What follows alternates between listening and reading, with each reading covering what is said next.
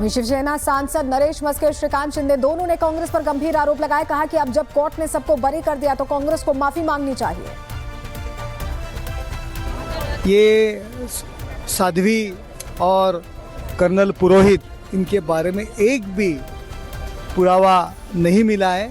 इससे ये साबित हो रहा है कि निर्दोष के ऊपर कार्रवाई की थी और आज सच्चाई की जीत हो रही है।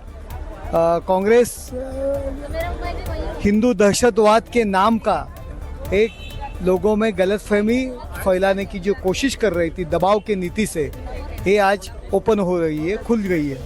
लेकिन आज कोर्ट ने 2008 के बाद 17 साल के बाद इन्वेस्टिगेशन के बाद सभी लोगों को बाइज्जत बरी कर दिया है, क्योंकि इसके अंदर जो सही आरोपी थे इनको कांग्रेस ने नहीं पकड़ा।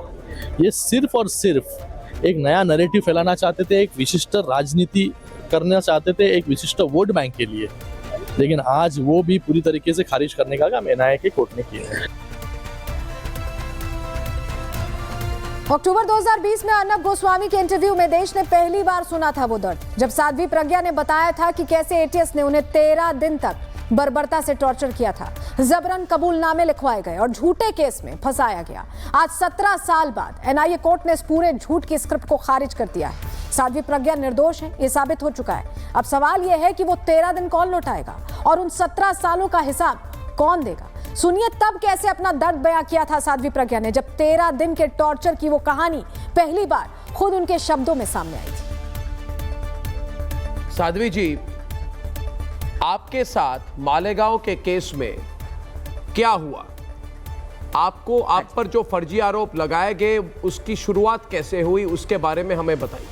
मेरे ऊपर तो पूरी तरह से ये केस फर्जी लादा गया, जहां कुछ भी नहीं था। मैंने अपने हर इंटरव्यू में, आज से नहीं, जब तक मैं अंदर थी और मैं जब कोर्ट जाती थी, जब भी मुझे अवसर मिलता था, मेरा संघर्ष यही था कि ये जो पूरा केस है, ये देशद्रोही केस जिन लोगों ने भी षड्यंत्र किया है, और ये षड्यंत्र देशघाती है।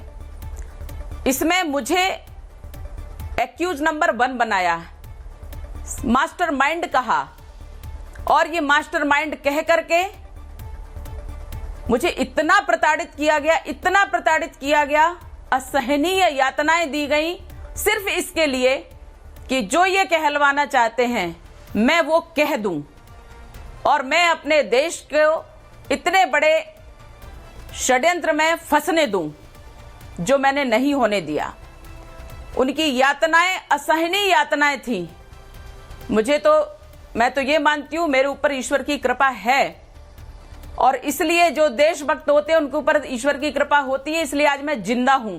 लेकिन आज भी मुझे इतनी भयानक तकलीफें हैं जिनका ट्रीटमेंट रेगुलर चल रहा है, और यहां तक कह दिया गया है कि अगर मैं संभली नहीं या मैंने थोड़ा भी ध्यान नहीं दिया तो मेरी मृत्यु भी हो सकती है। ये डॉक्टर का कहना है। उन्हीं यातनाओं का दुष्परिणाम मैं भोग रही हूं, परंतु इसकी मुझे चिंता नहीं है। देश हमारा सुरक्षित रहे, देश हमारा बना रहे। मैं और हमारे जैसी कई साध्वी, हमारे जैसे कई देशभक्त इस पे न्यौछावर हो जाएंगे, परंतु देश को बचाना हमारे लिए अनिवार्य है। हम सब देश को बचाना चाहते हैं और बचाकर रहेंगे। साध्वी जी, ये यातना, ये अत्याचार, अब हाँ जी, ये आप पर किसने किया? और जितना हमारे दर्शकों को बता सके इसके बारे में बताएं। ये मेरा पहला सवाल आपसे है। और उसके बाद मेरा दूसरा सवाल है आपसे कि ये आपसे क्या कहलवाना चाहते थे, जो एक साध्वी को उन्होंने आतंकवादी और अक्यूज नंबर 1 बनाया।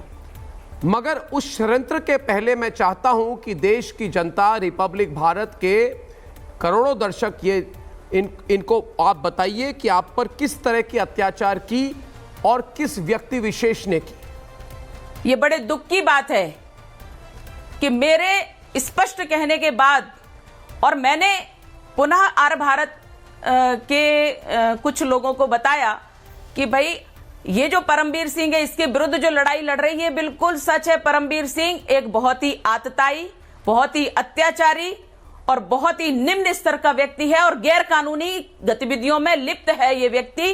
क्योंकि जिस व्यक्ति ने हमें यानी मुझे जेल में डाल करके और हम जैसे राष्ट्रभक्तों को जेल में डाल करके जिन्हें पीटने का अधिकार नहीं होता है, उसने इतनी भयानक यातनाएं दी कि शायद परतंत्र काल में भी इतनी यातनाएं किसी महिला को नहीं दी गई हैं।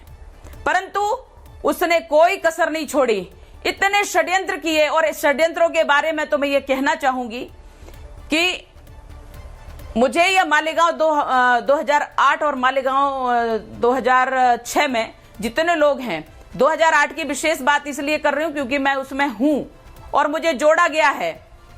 तो इस प्रकार के षड्यंत्र वो करता रहता है, उसकी आदत है।